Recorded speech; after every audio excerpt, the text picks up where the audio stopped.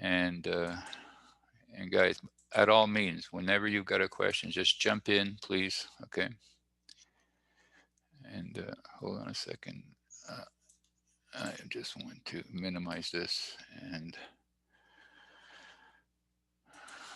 okay, so here we go. We'll talk about, we talked about shear lag when it came to bolted connections. And of course, the same concept applies whether you're doing a welded connection. I just want to be able to annotate something. Okay. Okay, so here we go. Sir, I have a quick question. Yes. I forgot. I'm pretty sure you told us, but I want to know when is our next steel exam? When's our What's what? the third steel test? Oh, we'll talk about that next week. Okay, but it will be like in approximately like 2 or 3 weeks, kind of thing.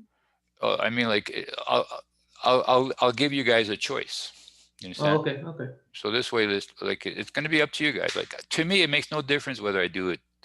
So it's like it's up to you guys. Whatever you guys feel comfortable doing, we'll do it. Okay. okay, okay, And I purposely front load the what I call the semester. In other words, I put a lot of stuff at the very beginning so that when we get to the end, we have that flexibility of not having to do everything in week 15. You okay. understand? Perfect. Thank you, Okay, sir. and I realized this years ago because all of a sudden, like everybody in my department was doing all the exams in week 15. And I realized that wow, the students must be overwhelmed. Doing 8 exams, like especially if I don't know, before they had the program revision, there was you're in your third year was only civil courses, so therefore you would have 8 civil courses in each semester, and therefore you get stuck with 8 exams in the last week. And I thought that that was really overwhelming, understand, because nobody had anything in the final examination period. So, and I think this well, anyways, I won't get into it. uh, okay, so here we go. We'll talk about okay, now we're talking about shear lag. Now hopefully this diagram will okay give you a better understanding of shear lag. So what's happening here, okay, is that where the elements, like for example, here you've got a weld, okay, here you have a weld, and there you have a weld. So these represents the welds, okay? So what they're trying to make you understand is that where the welds are placed, in other words, and connect the one element to another element, okay? Right here, okay, the stress concentration is much higher than the average stress that you have here in the member, okay? So therefore, what they're trying to make you understand is that here, okay, you can appreciate that the value of the stress is much bigger than here. That's number one, okay? And when you're doing those calculations like TR is equal to phi uh, phi AFY, okay? And you're doing all of that, okay? Well, that's based on this type of stress distribution. In other words, you're assuming that everything is uniform and it's equal across the whole member. That's what these equations do, okay? But in reality, what happens is that where the thing is connected, you have these what we call these concentrated stresses, and they are much higher than the average stress. And by the time those stresses become average across the member, there's a lag, a period, okay? The stresses lag behind. In other words, by the time this here goes from that amount down to that amount, and this one here goes back up to that amount. In other words, when all the stresses become uniform, there's a lag, and therefore what you're going to do is you're going to reduce the areas so that you can account for the fact that this is going to start being higher, okay? And that's what you're actually doing. So what you're basically, like for example, when you're calculating this area in these regions, you're actually reducing it so you can account for the fact that, well, I'm going to be able to, since I'm reducing the area, I'll be able to allow for a higher stress, okay? So that's something I want you guys to understand. Shear lag, okay? And shear lag, guys, happens in a lot of situations. Here you're learning it about in joints, okay? Just to give you an idea, for example, when you have a high-rise building, okay? You have a high-rise building, and if there's a lot of load here, okay? By the time the load here and goes here, there's shear lag happening in many situations, okay? So, and if you start understanding the concept of shear lag, in other words, which all you have to understand about shear lag is that you want to make sure that that period of high concentration where it's going to develop, by the time it becomes uniform, you make an allowance for it. And if you don't, well, you can run into problems, okay? So that's what you have to remember what shear lag is all about. So when does these peaks become uniform? okay? And therefore, and how do you account for it? And of course, different situations use different methods to account for it, okay? Now, so that's what I want you to understand about shear lag, okay? And of course, now, the thing that I want to stress here, okay, is this, okay, we're going to refer to this here as AN1, okay? So because the shear lag for this element here, when there's a transverse weld, has no effect, because you can appreciate that if I would only have one weld here, okay, then whatever I'm pulling here, well, it's going to be uniform. Okay, so therefore this is AN1. Okay, so when you have only an AN1, you don't have any shear lag, because the transverse weld will make the stresses uniform across this element. So that's AN1. And then you'll have what we call AN2, where you have two longitudinal welds across the element. So for example, if I wouldn't have a transverse weld here and I only have two longitudinal welds, well, then I'll have some shear lag, and then I'll have to be able to account for AN2. Okay. And then the worst one is when you have an element that's connected only by one weld, which would be this element here, okay? And that becomes AN3, okay? So all these elements, okay, are what you're going to look at. And basically, when you're going to be calculating that A and E in the formula, it's going to be the sum of AN1, AN2, and AN3. Okay, so that's what we're going to be looking at today, and I want you to understand that. Does anybody have any questions so far? Is the diagram clearer so that you can understand what we mean by shear lag? I just hope it is, because I find that it's a pretty good, it gives a pretty good illustration of, okay. Now, so that's, keep this diagram in mind when we're doing this, and especially keep these areas in mind. Now, okay, so when a tension load is transmitted by welds, the effective net area shall be taken as the net area A and E, okay, and shall be computed as the sum of the effective net areas of element AN1, AN2, and AN3, the ones I just showed you. And of course, when you add AN1, AN2, and AN3, they tell you those three cannot add up more than AG. You cannot have the sum of those three areas greater than the actual total cross-sectional area. And that, to me, just means common sense, but they stress it here, okay? And if people ask me, well, how can that happen? Well, I'll show you how that can happen, but right now, okay? So whenever you're doing the A and E value, is AN1 connected? Yeah, okay, so is AN2 connected? Now, if AN1 and AN2 is connected, okay, one of them becomes redundant. So therefore, one canceled, and then is AN3 connected? So that's why people make the mistake of saying, well, I have an AN1, I have an AN2, and I have an AN3. No, and I'll explain that when we're going to be doing the example, okay? So now, so the net areas of the connected elements shall be defined as follows, okay? So for elements connected by a transverse weld, AN1, right? So here, we'll go back to here so you guys can see it. So when we're saying that this element here, in other words, when they mean the element, they're talking about this is the element right here. Okay, so in other words, this leg of the in this case, this leg of the angle. Okay, so when this element here, okay, is connected by a transverse weld like this, okay, it stands to reason that if I put a weld right across here like this, okay, and I put a tension force here on the element, well, this is going to help distribute those stresses right across it. So therefore, I will already have a very uniform stress distribution inside my element, and therefore I don't have to account for shear lag. And therefore, in this case here, when I want to calculate the area of this element here, is simply going to be equal to this width here, W.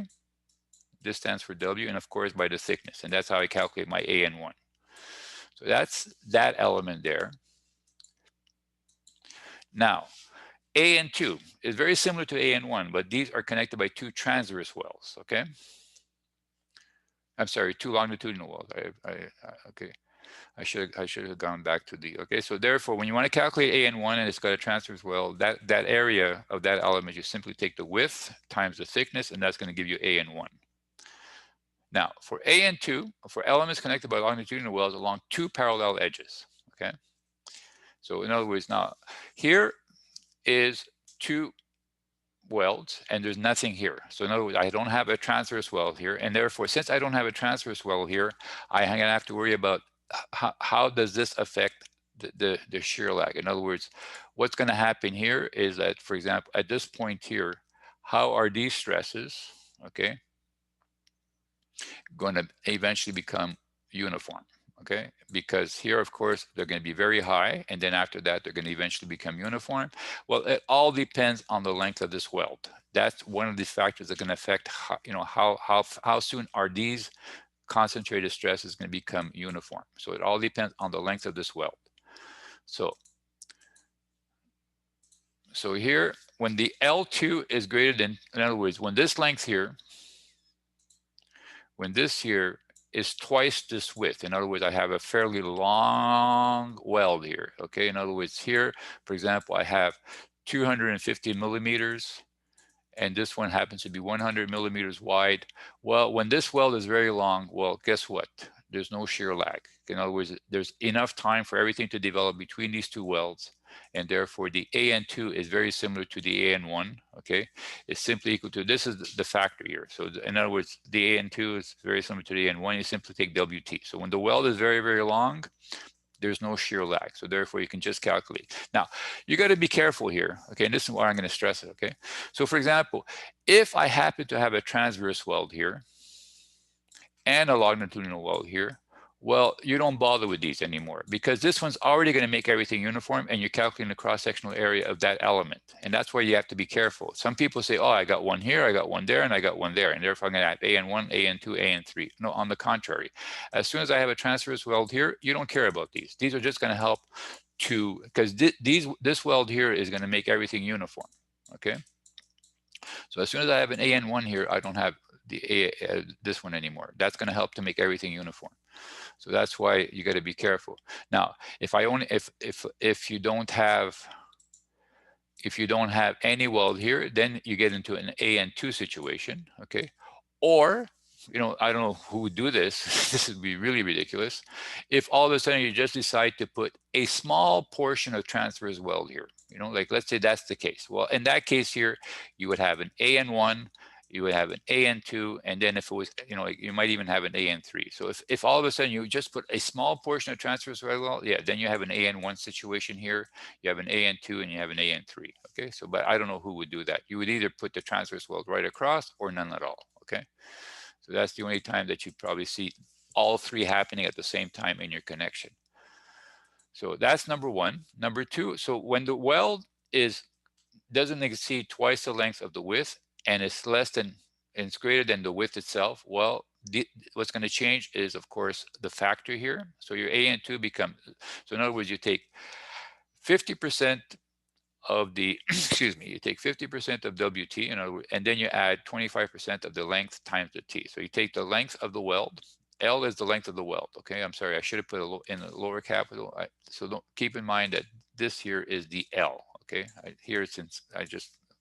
So that's L. So this is the length of the weld. So here, so to get AN2, so when this happens to be, for example, if I have 100 here, and this weld happens to be 150 millimeters long, well, I'm in this situation here. It's not twice, but it's not half, okay? So therefore I would take my ANE value here, right here. I would calculate this area here, W times T, and multiply it by 0.5. That would give me this value here.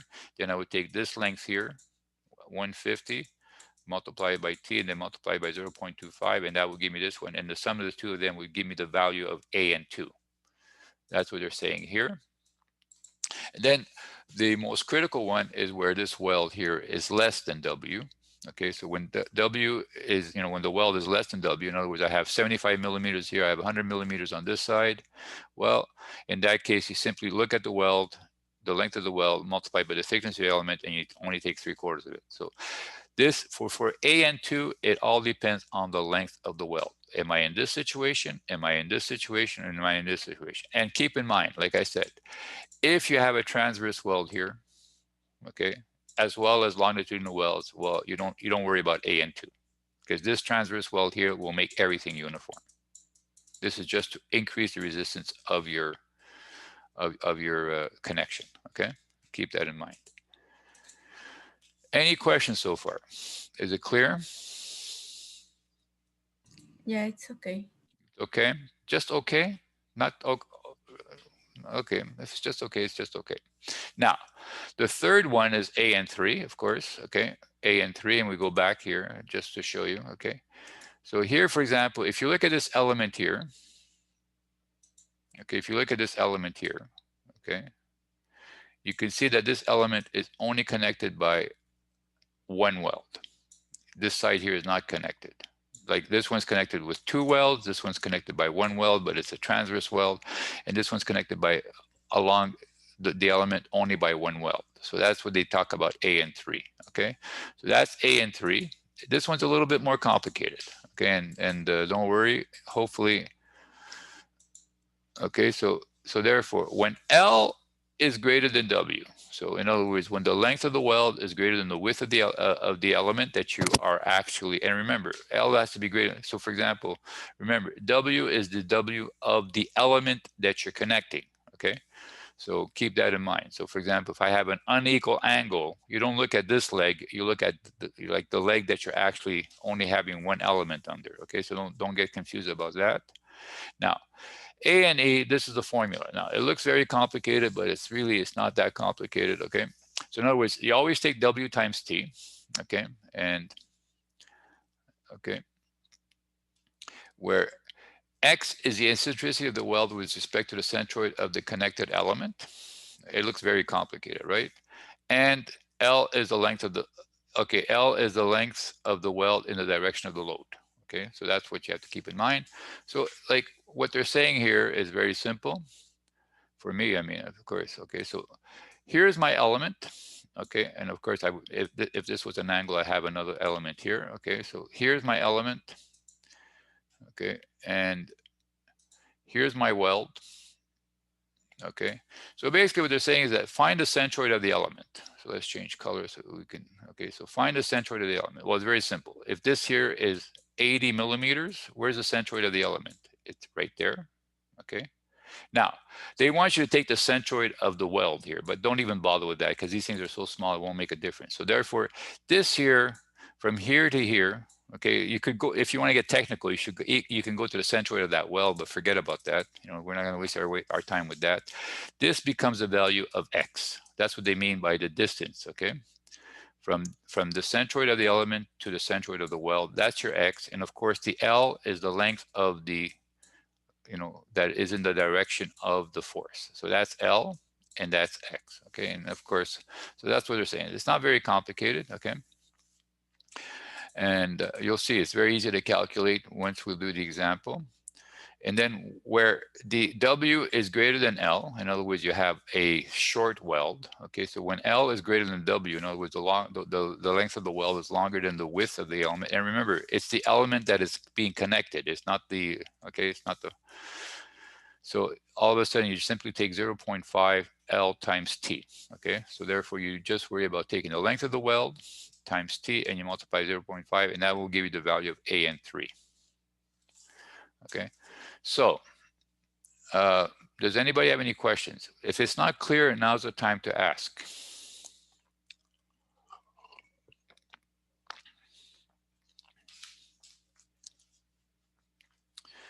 We can go on. Everything, we're all good? Okay. So the outstanding leg of an angle shall be considered connected by a single line of weld along the heel.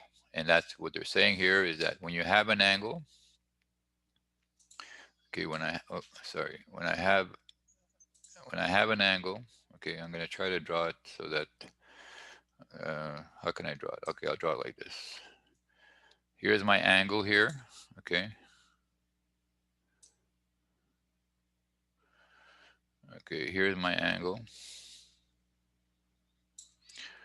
Okay, and it's being pulled this way, okay, and therefore I'm going to be and then of course it's being welded to some kind of a gusset plate, so I'm going to be putting a weld here, okay. Okay, so in other words, when you see this, okay, then you're looking at the, okay, so what you're actually looking at, let me just change colors, okay. So all we're saying here, this here is, you don't look at this for W. That's not W. W is from there to there. It's the width of the element that's being connected. So this becomes your W here, the length from there to there. That becomes your W, not this one. That's number one. And then all depending on the length of this L here, okay? If L is greater than W, well, then you use this. When L is less than W, well, then you use this. That's all it means, okay? So that's what you have to visualize.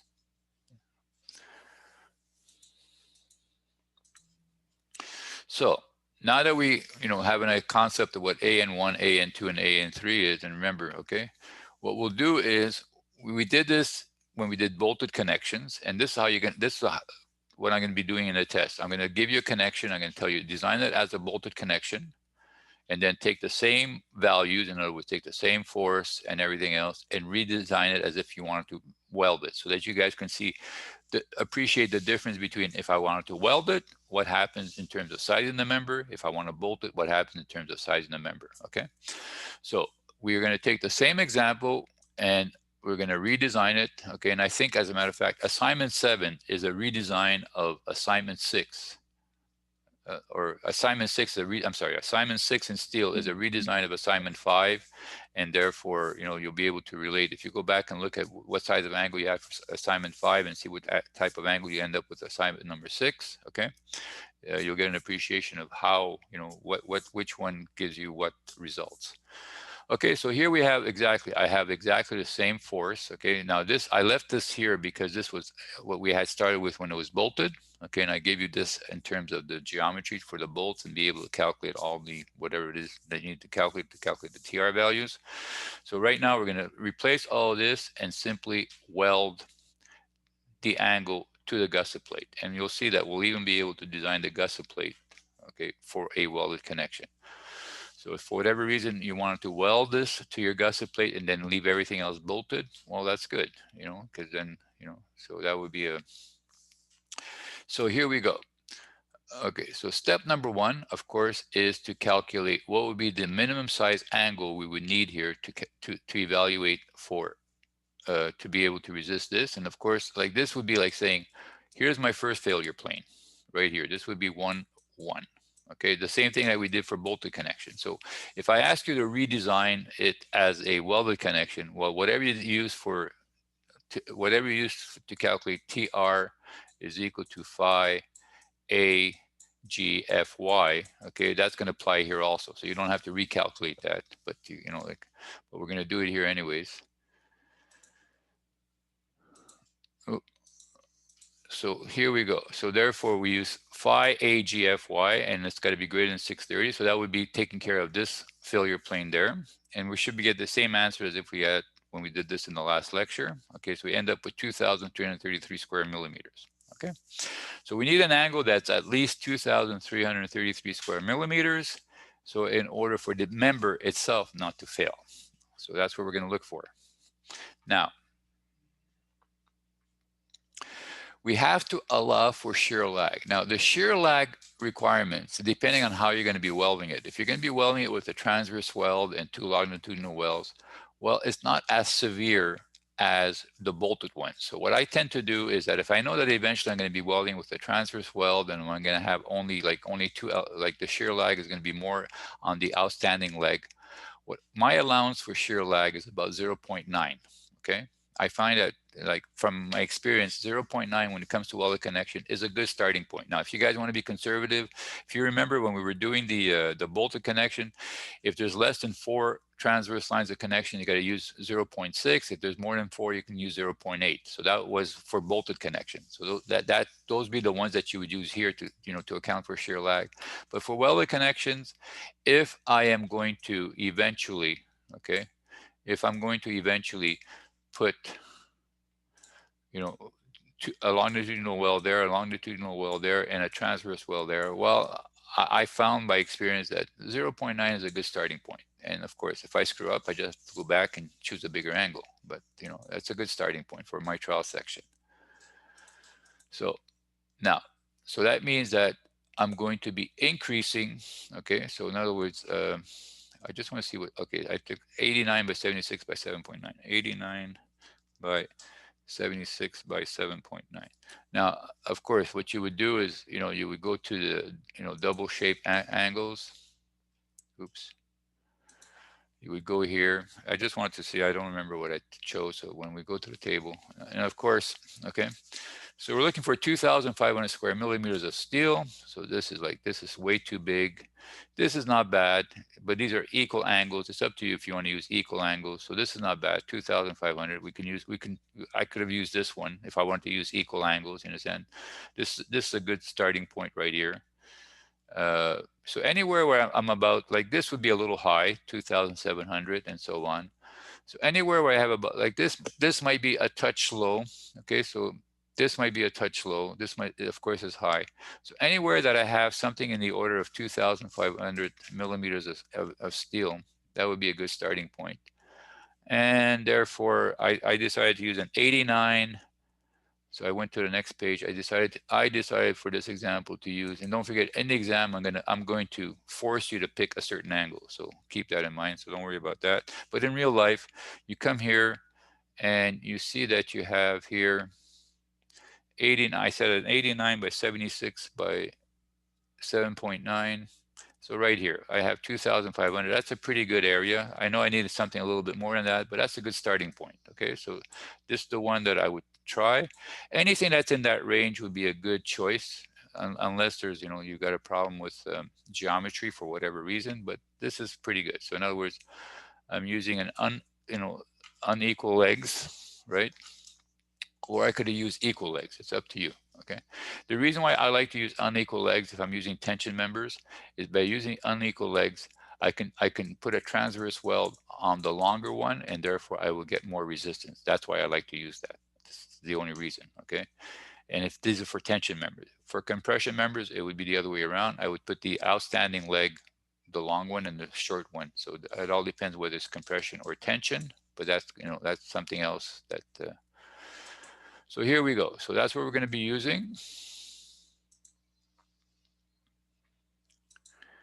Okay, so we said two angles and we have 2,500. I know, like I'm in the ballpark. Okay, now if you took anything over that, you would even be more conservative, and therefore most likely it would work. But I feel comfortable with this, and of course, whatever I give you in a test, it should work, eventually. So now determine the size of weld according to good practice. Okay, now this is going back to last week. I know you guys, don't remember a thing from last week, because I don't even remember a thing from last week. But there was one part where we're talking about welds where I gave you some recommendations of what would be considered good practice, even though it's not required by the standard or by the welding code standards and all that. This is just good practice. And one of the things I talked about, and I'm going to, is that whenever you're looking at a size of a weld, I don't know if you remember this, but whenever you're looking at a size of a weld, if I happen to have a rolled section, and of course angles are rolled, in other words, they go through a series of rollers to form them. Well, if I'm going to decide to put a weld here, okay, if I'm going to decide to put a weld here, right here, to connect this to what I want to connect it, well, what they recommend is that the size of your weld here should not exceed 3/4 of the thickness of this element here. So that's what this is, okay? So therefore, because here that's not a problem because I am not rolled. So here I could have done whatever I wanted, but because I'm going to also be connecting it on this side where it has this little fillet here, they recommend that you shouldn't go more than 3/4 of the size, because that's going to count for that curvature. That's going to be, so therefore you're going to be just welding where the part is really vertical. You're not going to try to go and weld where this fillet is occurring. So they're saying take a maximum of 75% or 0.75 of the thickness of this to size your weld. So we're going to take that. So therefore, and we know that this is the thickness of the leg, 7.9. Now this now gives me 9.599. So I'm going to, if you remember, weld size in metric was 3, 4, 5, 6, 8, 10, 12. Okay, so therefore I'm going to use a 6mm weld, because this way when I go to the tables, I'll be able to find the resistance of a 6mm weld. So you use the standard sizes so that you can use the tables to calculate your VR. If you don't use a standard size, well, you're going to have to calculate VR from the basic equations. It's up to you. So I'm going to use standard sizes so I can use the tables. Okay, so that's the first thing I established. What is my D? So once I have my D, well, it's a good starting point. I know how much resistance I'm going to be getting for each millimeter weld for that size of weld. So that's number one. Number two, okay. Now, what I'm going to do now is determine how am I going to weld this. Okay, so in other words, so I know that I'm going to take the longer leg, okay, and give myself a nice transverse weld here. Okay, I'm going to give myself a nice transverse weld here. So therefore, when I look at AN1, okay, I can calculate it very quickly. Okay, and because I'm putting a transverse weld here, I will not have an AN2 because this will already compensate for AN2. And then the only thing I'll have to worry about is AN3. Okay, so therefore, because now if I did not put a transverse weld here, well, then I would have an AN2 and an AN3. But because I put this transverse weld here, I only have an AN1 and an AN3. Okay, so that's number one. Now, the other nice thing about it is that because I know the length of this element here, okay, and I know the size of my weld, 6 millimeters, I can actually start calculating how much resistance that's going to give me right here. So that's another thing that I'm going to be able to do. Okay, now I'm going to go on so that you can, okay, so therefore this was of course the equation.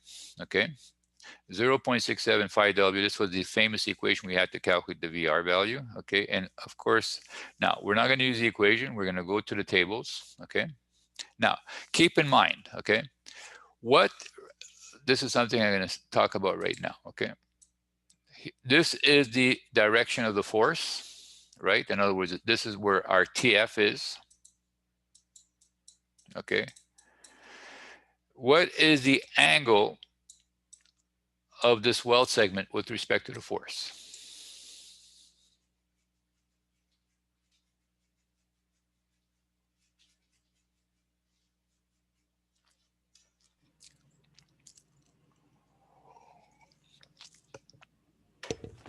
$90. Exactly. So that's what theta is here, 90 degrees. So that's theta. This is 90 degrees. Okay, and therefore, when I go in the tables, do I look at zero? I go look for the values that are under 90 degrees. Okay, so this is the angle of the weld segment with respect to the force. Okay, so that's that. So now when I go to the table, I know what to look for. So that's the only thing you have to remember. What's the size of my weld? Okay, so here I'm going to look for a 6 millimeter weld. Okay, and I'm going to look for a 90-degree orientation. Okay, so the angle between the weld axis and the force direction. So therefore, in this case here, I will end up getting a VR of 1.21 kilonewtons per millimeter of weld. So each millimeter of weld that I will put down, it will develop 1.21 kilonewtons of resistance. Okay, so that's what this is. Okay, so that's number one.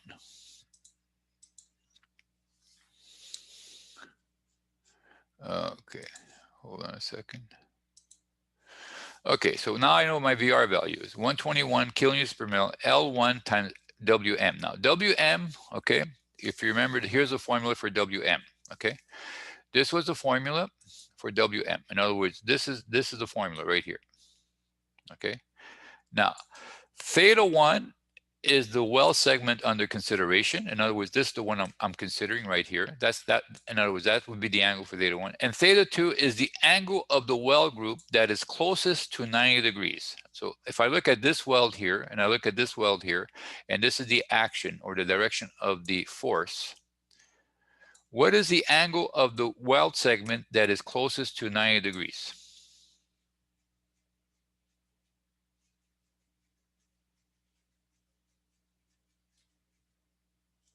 In other words, what is the angle that this weld segment does with the direction of the force?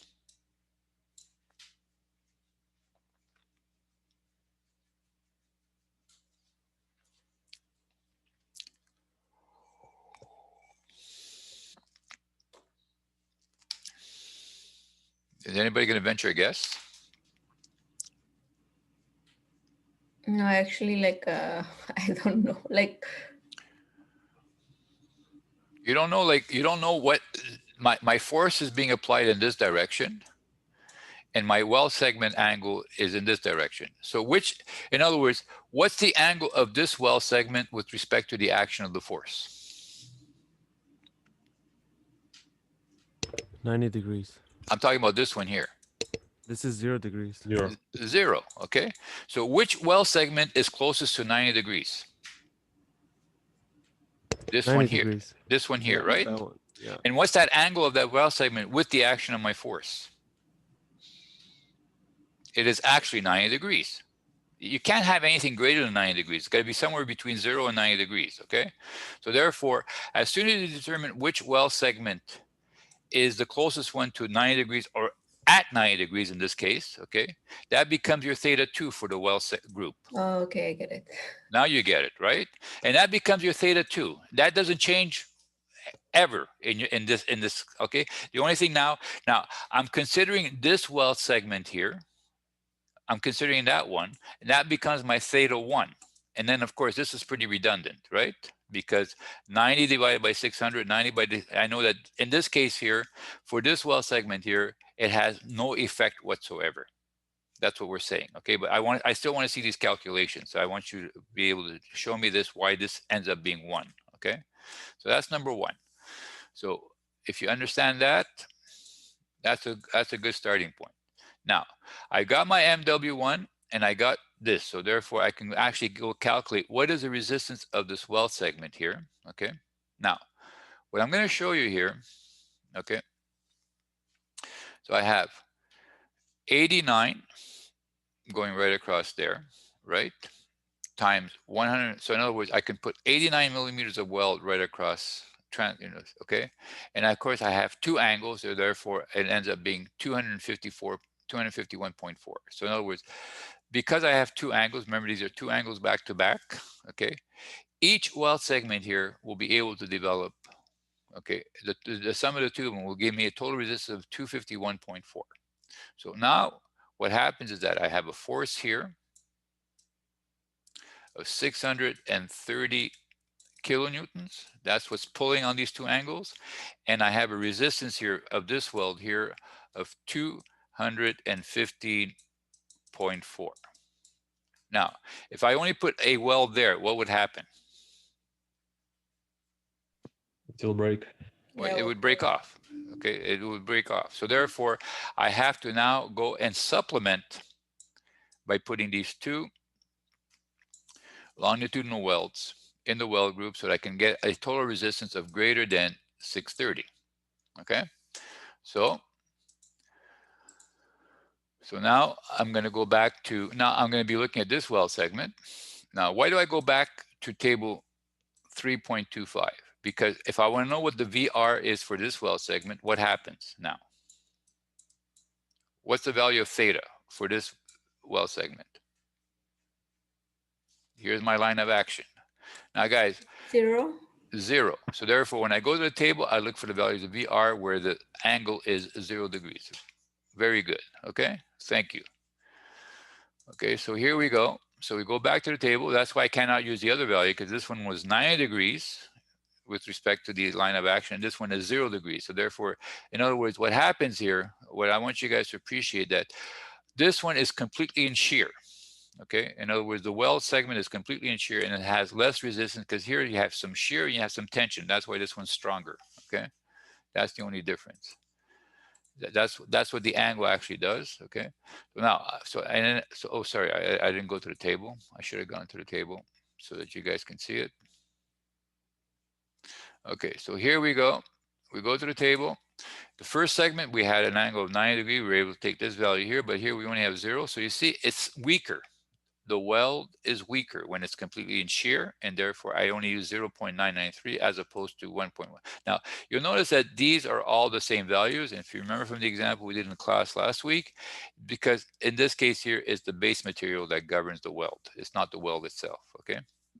So that's why, that's why these values are all the same. And that's why I showed you that when you do it manually, and you use the tables, what I like about the tables is that it will correct you if you forgot to check the base material. And this table does check the base material for you. So now this is the value I'm going to be using to calculate the VR value for those longitudinal welds. So now I end up with, now here I'm going to have one unknown, okay? So I'm going to have, the reason why I put a 2 here is because I have 1 and I have 2. I have 2 welds, okay? This is what I don't know, L. Okay, I don't know what L is, okay? And I don't know what MW is, but I know I have two angles. So I'm gonna have, literally, I'm gonna have 4 of these welds, you know, forming part of my connection. And therefore that's where, so in other words, this is because I have 2 of them. L2, I don't know. This I'm gonna have to calculate, but I know how to calculate this because I know here in this case here, here's my line of action.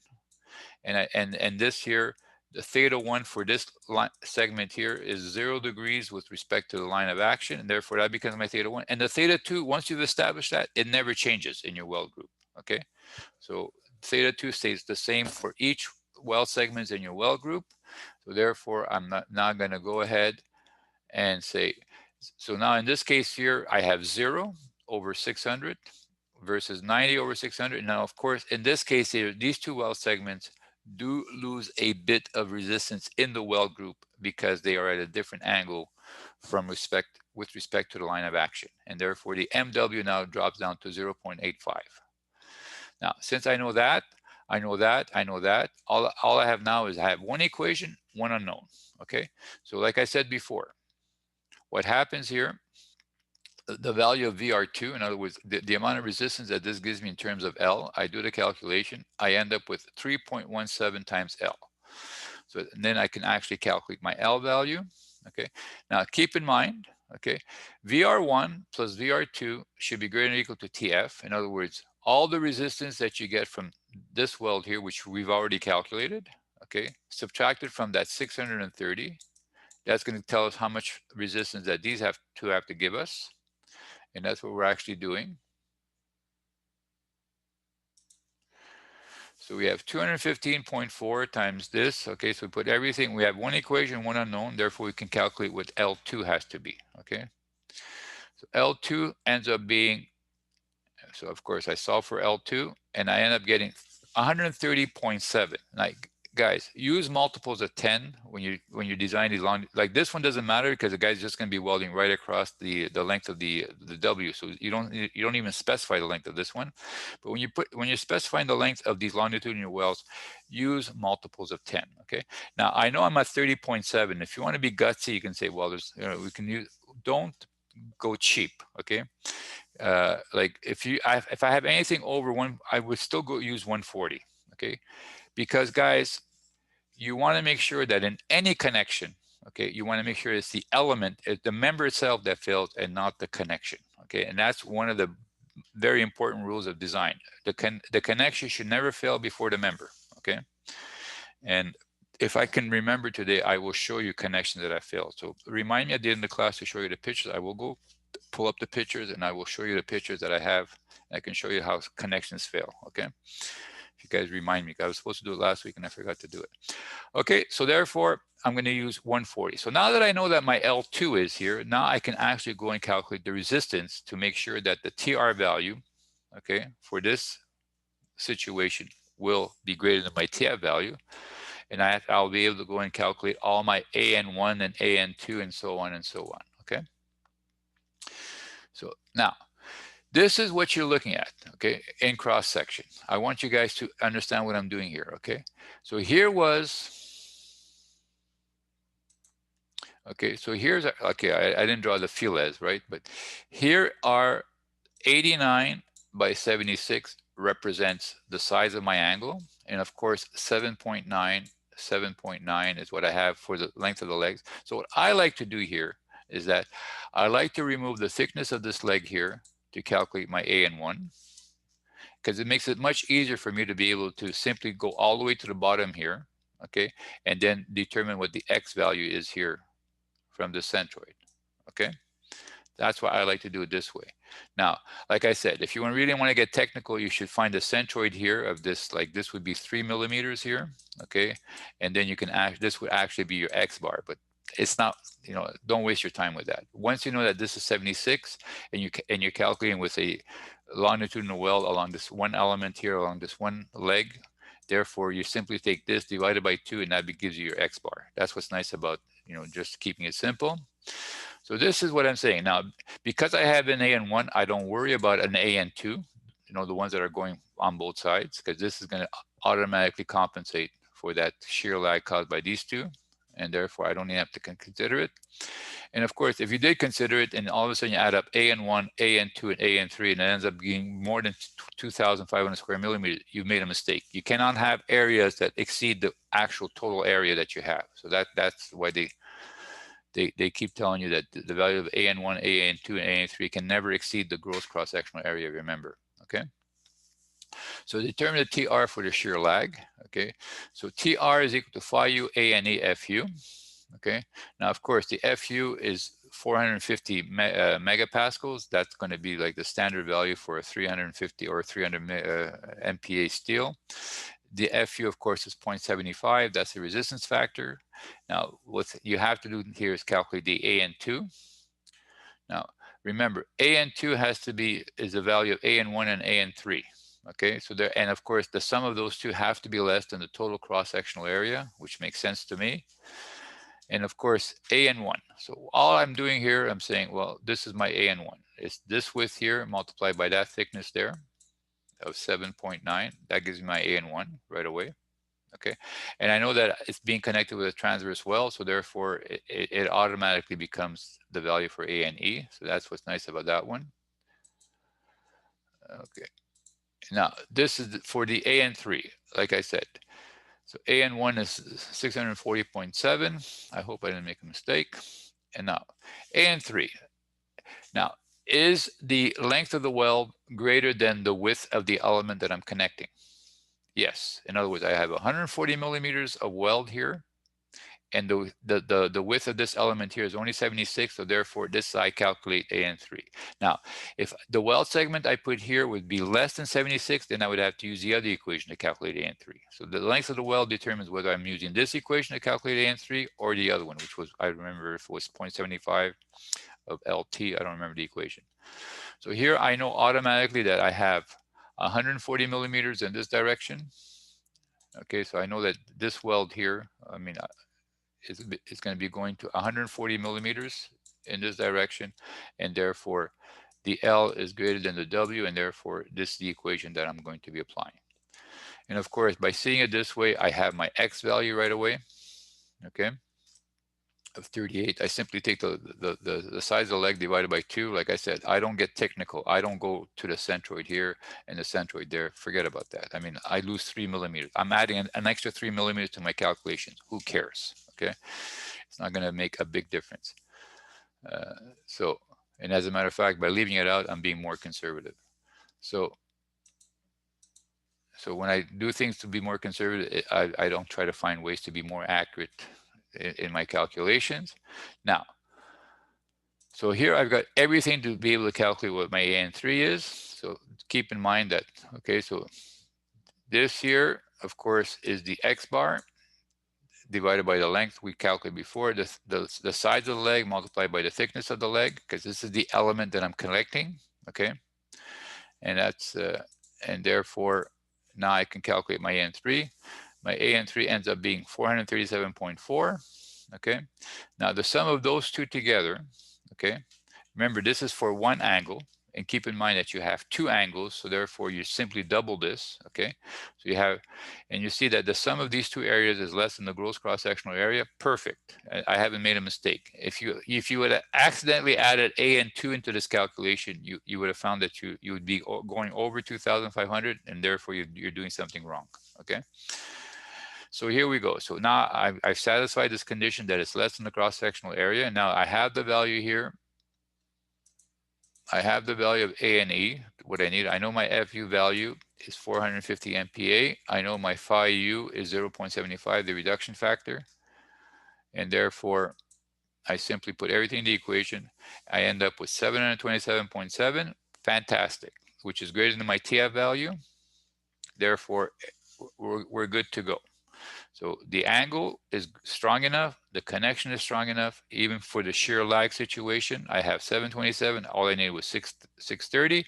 And I know that my welds here, this one, as well as the transverse weld here, the sum of those three welds together will give me a resistance of greater than 630. So we're all good to go. So as far as the member goes, it's done, okay? So that's done. Now, what I need to do, of course, is look at the gusset plate.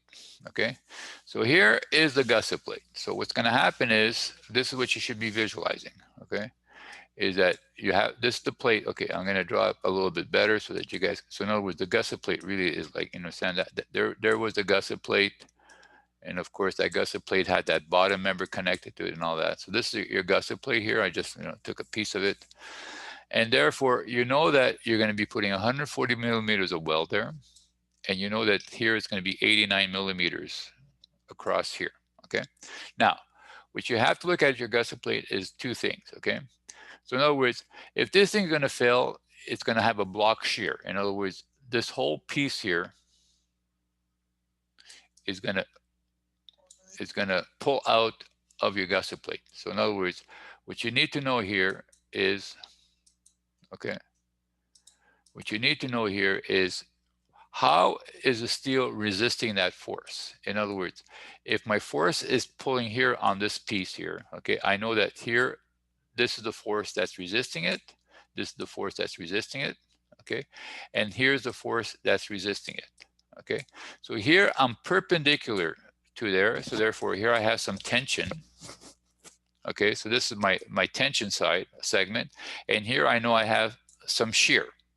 I have some shear. So here I'm relying on the shear resistance, here I'm relying on the shear resistance, and here I'm relying on the tensile resistance of the material to be able to not pull out of that plate.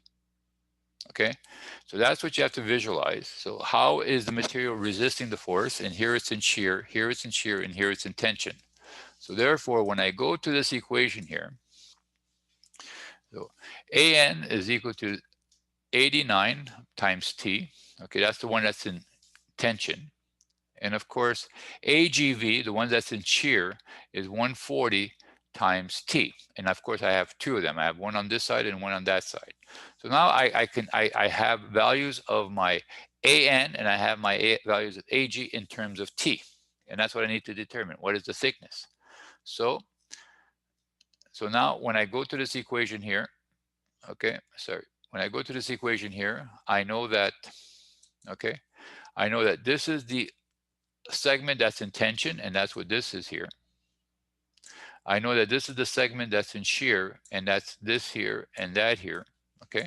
And of course, the equation, this is Fu, Fy, and the average of the steel. And the utility here, if it's a symmetric failure, the utility, the efficiency factor here is 1.0. Since this is a symmetric block shear, you can use 1.0.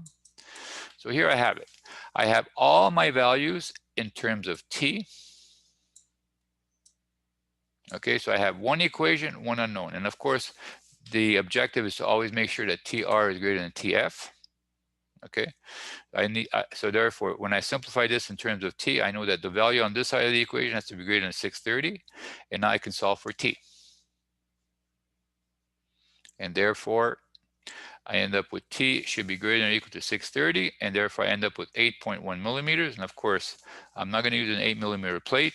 I'm going to use either, so I can go to the, sorry, let me clear this. So I can go here and look at what are the standard size thicknesses that we have. So I'm not going to use an 8 millimeter plate. I'm going to either use a 9 millimeter plate as my second preference, or I'm going to use a 10 millimeter plate as my first preference. And if guys, don't break your head, put 10 millimeters, don't even put 9 millimeters, and you'll be more than, it'll be more than adequate. So now I've chosen the size.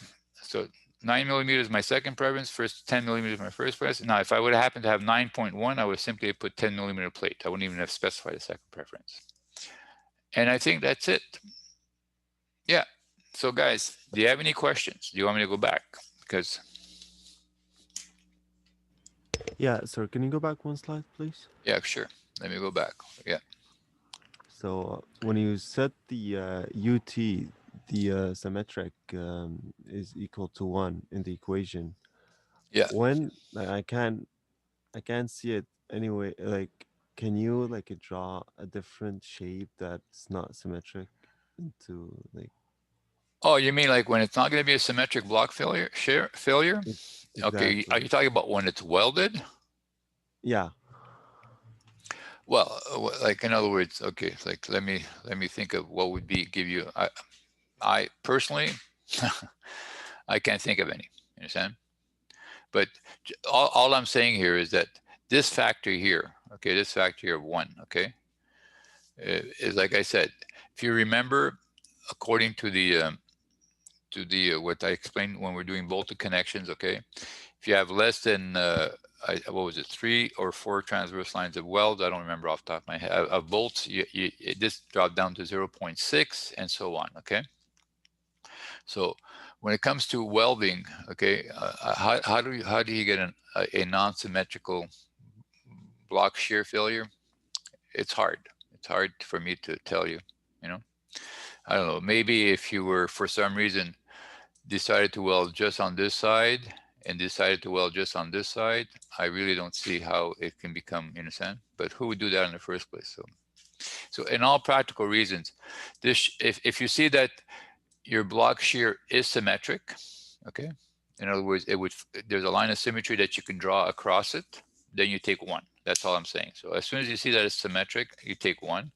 If for whatever reason you don't find a line of symmetry for your block shear, okay, then it's up to you. If you want to be conservative, go down to 0.6 and just simply reduce this, you know, reduce this part, and you're just going to be more conservative. I wouldn't go less than 0.6 because, you know, that's what I would go down to. So in other words, so Okay. if it's not symmetric and you want to be conservative, use 0.6. In other words, keep reducing your resistances, and therefore you'll only be that much more conservative. Okay. I like I said, I don't. I've never, like, unless I'm doing something that is really impractical. You know what I mean? Like in terms of geometry. But usually the geometry gives you a configuration that your block shear will be symmetric. Okay. So. And if you're in doubt, simply use 0.6 here. I'm sure it's going to compensate for any non-symmetric block shear failures. Understand? That's all you need to do. Okay, good question. Like I said, sorry I don't have like an example for you. I can't think of any. So, and I have no reservations when I can't think of any. So, okay, so that's it for the lecture, guys. Like I said, I hope you guys, you know, I hope everything's good here. And what I'd like to show you is, hold on a second, if I can find it. Okay, hold on a second. If I can find my pictures, if you don't mind. Oh, sorry, I should have. I don't know if I can find my picture. I'd like to share something with you. Okay, courses, steel structures.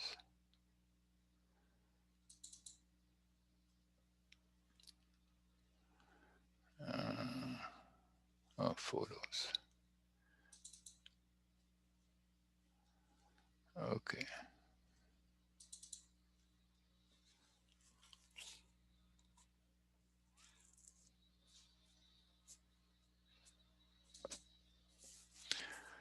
Okay, let me see if I can share this with you. Hopefully you guys will be able to see this, okay? Well, I can share just a photo. Share. Okay, so here we go, guys. What do you think? Can you see that? Yeah, we can see it. That's a block shear. Okay, and it does happen when it's. What did it look before? Well, I'll try, because it's unfortunate because I can't pan through my pictures. I'm gonna have to open up each one at a time. But like, because usually when I'm doing this without sharing, I can pan, or maybe I can. Let's see if I can do it with on my. Sir? Yeah. If you open all your pictures, then you'll be able to pan through them. I have to open them all. Okay. Yeah, I have to open them all. So like, yeah. I'm gonna have to open them all. Okay, so you want to see what it looks like before? Okay, I'll try to find you another picture here. Okay, so here we go.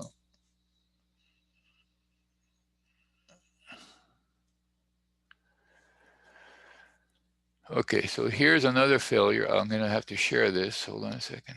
Like, So I need to open them all. Okay, I will. Well, we got time, guys. We'll just stop sharing and let's see if I can. Okay, so that was a block shear failure. Okay, now this here, can you guys see this one, or am I? I'm not sharing this one. No, we can't see Yeah, it. You yeah, can't yeah, see. sharing Hold the on. screen. Okay, hold on a second.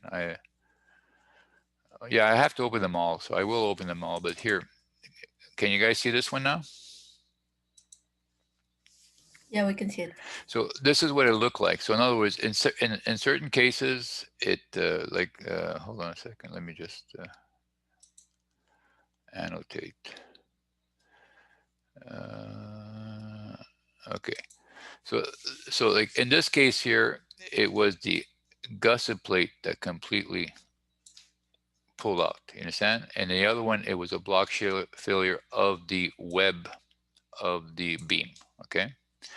So this and look at here. I mean, when I got involved in this failure, you know what I'm saying? And when I went there, when I looked at the number of bolts that the guy needed to calculate for this connection, I don't know if you guys can appreciate this, a lot of bolts, right? Do you agree with me? This is a lot of bolts, okay? And if you consider, if you needed that many bolts for your connection, how in the hell did you make your plate so thin? Because everything has to be in proportion. It's like saying, I'm going to create a chain, okay? And I'm going to create a chain here, and I'm going to make sure that the length of this chain here is this big, like this. This would represent the number of bolts. And then I'm going to make the length of the gusset plate this big. Do you understand what I'm saying? It's so disproportionate, the resistance of this element with respect to this element. Do you guys understand what I'm saying? So you kind of ask yourself, what was the guy thinking? Okay. Anyways, like, so we ended up paying for this disaster, but I mean, it got settled, and you know, so there, like, there is another here it wasn't the bolts that failed. It was because God, it was impossible for the bolts to fail. There was way too many. Okay. So I don't know, like if I would calculate the value of the bolt resistance, for example, if I would calculate either the VR or the TR of the bolts, okay, if I look at all the number of bolts I have here, okay, like first of all, you can't have more bolts than the total resistance of your web. That's number one. So everything has to be in proportion, number one. So right away, okay. So this is the governing, this is the governing factor in this case, okay? It's the resistance, like a block shear in this element here, okay? And so on. And then after that, make sure that your gusset plates that you're going to be using to do your connection are in proportion to this here, okay? Anyways, like, wow. Like, I'm going to go look for more pictures for you guys. Hold on a second. Let's see if I can pull up more pictures. But I can try to find, oh, I think this one, oh yeah. Well, I'll see if I can open them up. Okay, so here, I'm going to share this one with you, okay? Where's the meeting? There we go. Share. So here I was lucky enough in this one here. I was actually lucky enough to find a piece that failed right across here, you see? I don't know if you guys can see that. So I was lucky enough to find the continuation of this gusset plate that was connected to something. The guys, what they did is they cut this off, after the thing had collapsed, they cut this off. And I was able to find a piece that went right in there, and I was able to, look at, how the thing actually, like what you try to do when you go look at this, like when you're trying to look at this, what you're trying to do is you're trying to see how is the deformation of the steel here. Okay, in other words, does the steel look like it's been pulled, or does the steel look like it's been deformed in that direction? So you can determine whether it's been more in tension, more in shear. So that's why you look at the deformations of the material to determine what was the stresses that the material were subjected to. And then once you determine the stresses, then you can resolve what force would cause that stress, and then hopefully what caused the whole thing to collapse, you understand?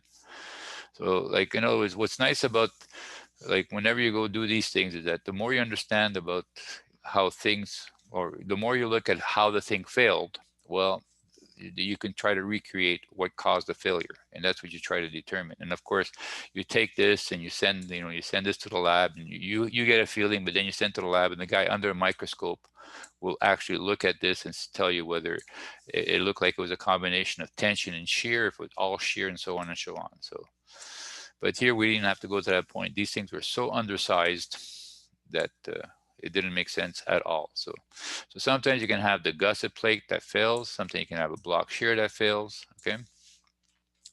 And like I said, so, and when this thing happened, thank God this was a steel structure inside of a silo.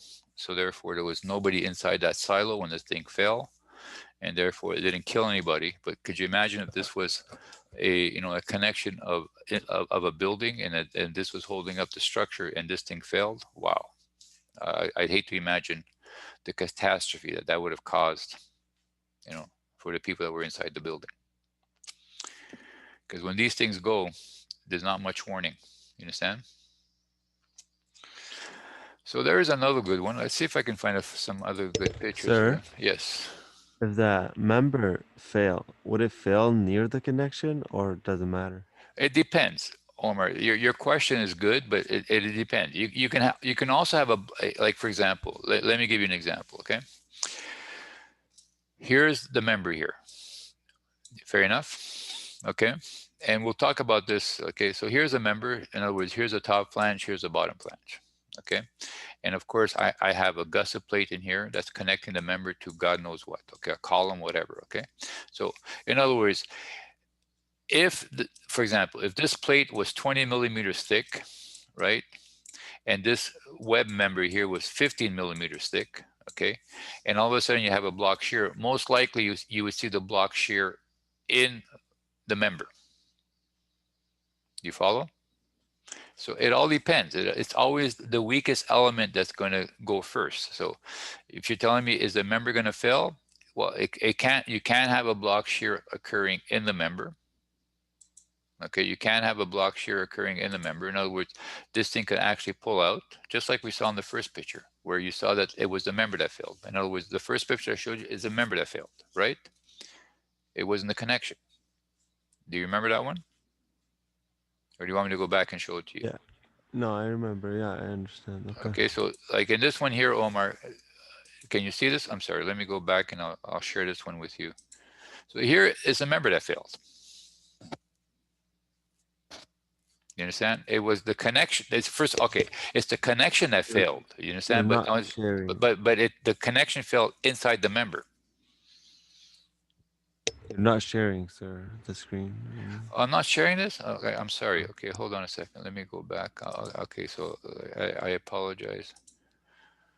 Okay. Okay, so here, yes, here is the member, the element in the member that failed, but it's not the member itself. You understand? It is the connection of the member. Okay, so this is the web. I don't know if you can see this. I don't know if you can see this, but hopefully you can see this. But where is my drawing tools? Okay, so this here is the web of the white flange. You see, this is just a steel angle that they welded on top of the, okay, so this is the member here, and it's the web of the white flange that block sheared out.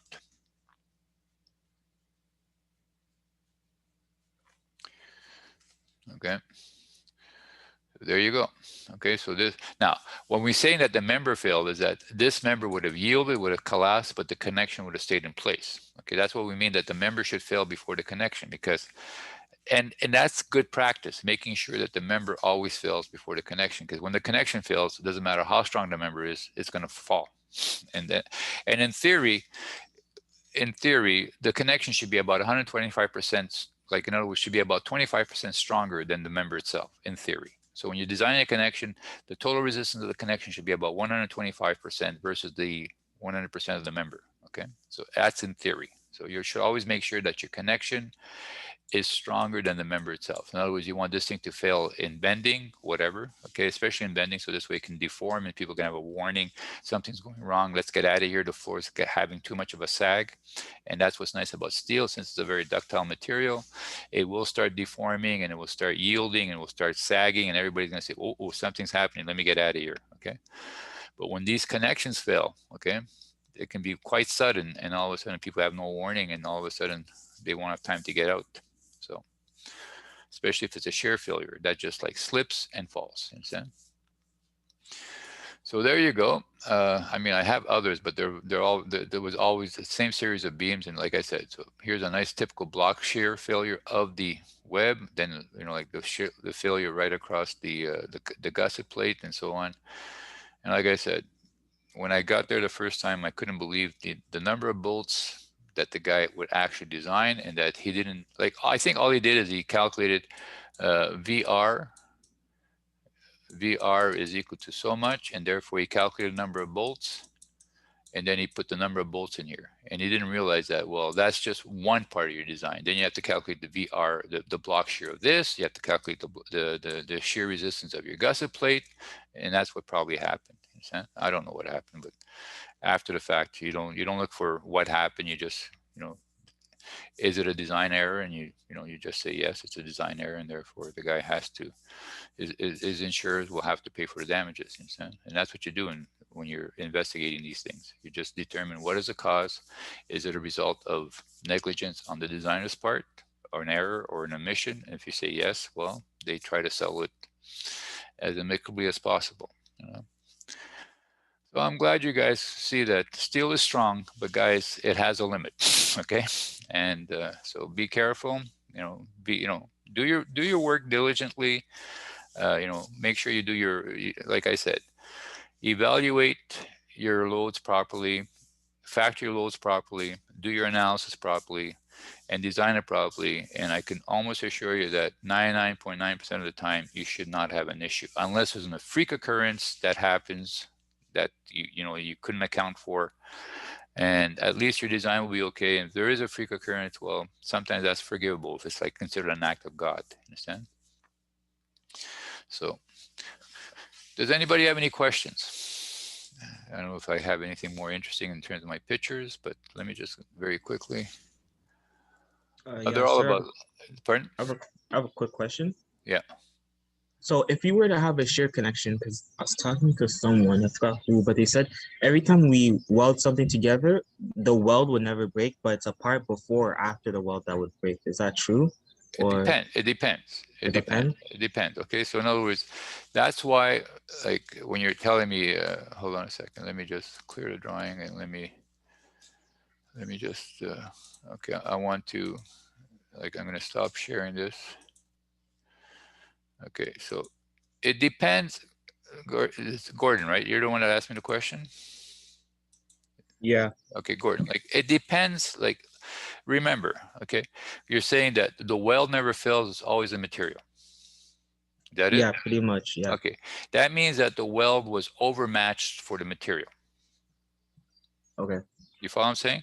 Yeah. And like, so what I'm saying is that, like, just look at it. Like, let's look at here. This is one element here. Okay, and here's another element. Okay. Fair enough. Okay. Yeah. And we want to put some weld here. Okay. We want to put some weld here. We want to put some weld here. Okay. And of course, okay. So basically what you're looking at, okay, like something simple like this. I'm trying to make it simple so that we can relate to it. Hold on a second. Okay. So there, so that element would go there and so on. Okay. So, I mean, now that we've done these connections, okay, you have to realize that, okay, where can it fail? Well, let's start. Very simple, okay? I'm going to start with the most obvious, okay? The most obvious for me, I'm going to change color, okay? The first place I would be worried about, right here. You agree? It can fail there. Yeah. Okay, so therefore this is one possibility. Number two, can it fail here?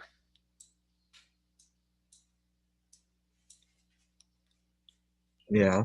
Yeah, in other words, I make this 45 millimeters thick and I make this 2 millimeters thick, it can fill there.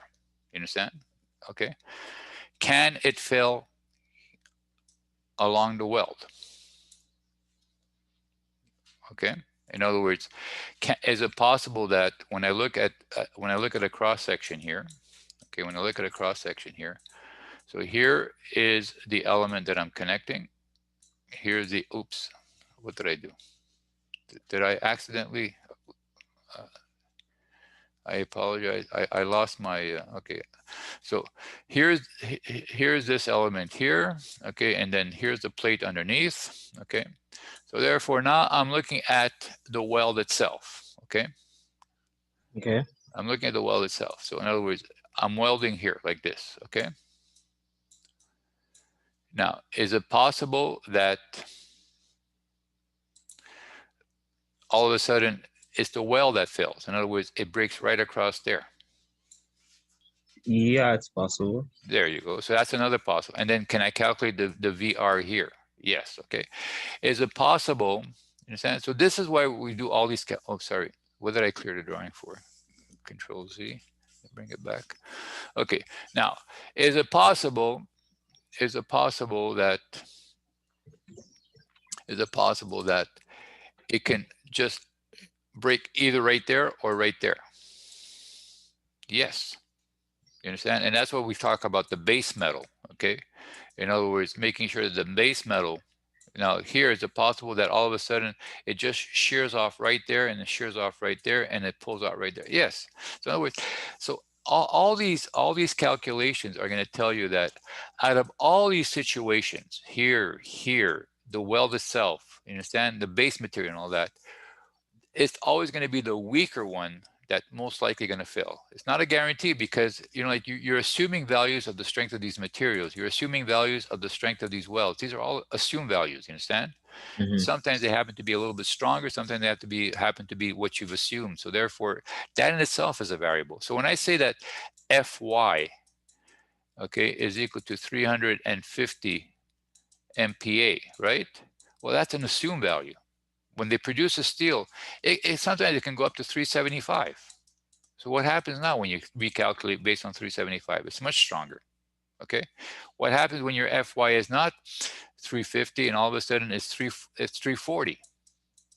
Well, then you know that, and that's why we multiply Fy by 0.9 to allow for the fact that it might even be weaker than what you've assumed it to be. You see, so that's what those reduction factors do. They account for that. So, and the thing is that, sometimes, Gordon, it's so obvious what failed. Like I looked at that connection. I said, how can you have 8? Like I forgot how many. I think there were like 20 bolts. You understand? How can you have 20 bolts and it's like saying, I'm going to be screwing a piece of paper. In other words, I'm going to be bolting and I'm going to be attaching a piece of paper to connect the two pieces together. In theory, you understand? That's how strong that bolted resistance was versus the size of that gusset plate. You understand? Mhm. And that made absolutely no sense to me. And that, I don't know who did that design. I don't care, but you can tell that there was a misunderstanding of, like you have to look at each link of your chain, okay? And then whenever you're designing anything, okay, your system is only as good as the weakest link. And therefore, that's why you have to evaluate everything and put everything in a certain order of magnitude so that, it's like, for example, what good would for me to do is to build a nice structure here in plan view, build a nice structure here, right? And put nice size columns here, here, and then I put a toothpick there and a nice column here, a nice column here. How strong is my structure? Well, if this column fails, who cares if these are all oversized? It's going to fail. You understand? Yeah. So that's why everything should be in a certain proportion, okay? And when you're looking at a structure, you have to make everything at least have an equivalent resistance because it's only as good as your weakest link. And therefore, you always look for the weakest link. In other words, find the element that has the least amount of resistance and make sure that that is stronger than what you're trying to resist. That's what you're actually doing. I don't know if that clears it for you, but that's what you should be doing. Now, in theory, that's what you're doing. Now, when you're looking at a problem, this is what is your goal. Okay, when you're looking at a problem, when you're looking at design, always ask yourself, which element, what am I designing, and what is the amount of resistance that I need? And I want to make sure within my whole system, I've got at least that amount of resistance. And that's why we looked at these failure planes, 1, 2, 3, 4, 5. Is it possible? Is it possible? Is it possible? Yes. And then you do the calculation. Well, according to the numbers, no. You understand?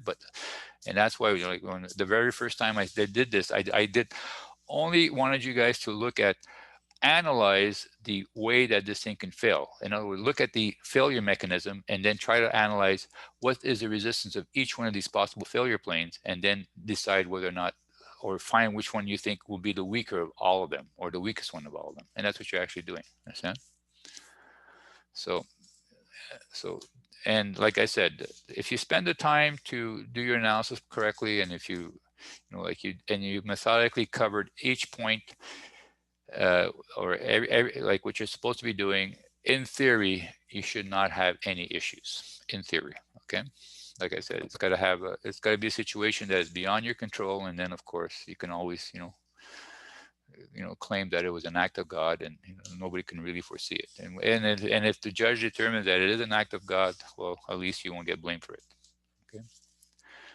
And and the first thing you have to worry about is that when something happens, first thing you worry about, did anybody get hurt? That's the first thing you ask yourself. And if nobody got hurt, breathe. If somebody got hurt, well, you might go into a different realm of negligence, and all of a sudden you went from negligence to criminal negligence. And if you get into criminal negligence, that's no longer just a question of money. You go to jail. Okay. So I'm telling you this for your own good. Okay. So like, if you guys plan to do any design, I'm going to encourage you to do it, but make sure that have somebody review, especially the first times you do it, have somebody review it, and and then go ahead. As a matter of fact, I wanted to share this with you. Okay. I don't know if you guys are aware of this, but they have revamped the what they call the loi des ingénieurs, the Engineering Act. Okay, that's the word I was looking for.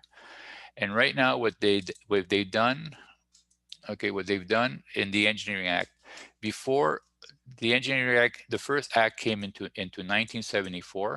Okay, that was the first act. Okay, and it hadn't been modified since 1974. So what the act did in 1974, it says any structure or any building or anything whereby the cost of the project exceeded $100,000. Okay, this is what they did. They had a monetary value. Any building or any project that exceeded $100,000 in cost, then an engineer had to be involved in order to do whatever was engineering in that project. And of course, in 1974, $100,000 was a significant amount. Okay. And therefore, then as the value of money went down, okay, so eventually you might not even have bought a cabinet for $100,000. So in other words, this did not make sense. What they've done now is they revamped the act, and they no longer put a monetary value. And in the act right now, you guys are entitled to design every building that's in Part 9 of the code. Okay, Part 9.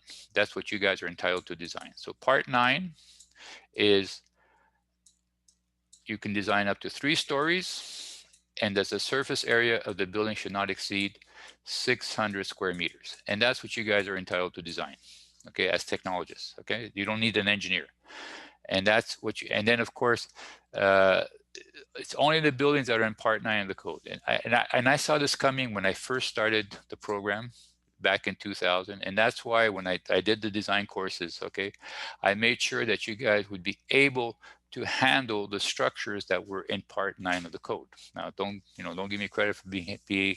I knew that eventually you guys would be able to do that, and that's how I structured all the courses that I give in the program. Okay, and we're there now. So now, if you guys want to know what am I entitled to design, you take Part 9. As a matter of fact, if you want, you can even buy just Part 9 separately. You don't have to buy the whole building code. Buy it separately.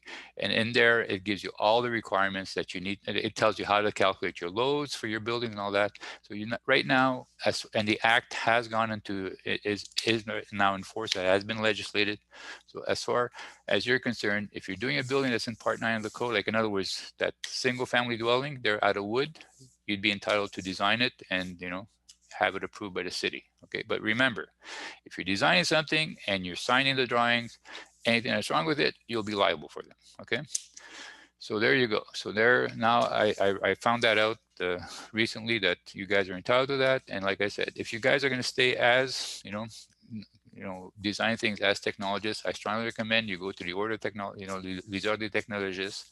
They have, you become a member, they have professional liability insurance. And if anything ever happens, at least you'll be covered by that insurance. And that's what I recommend you do. Okay.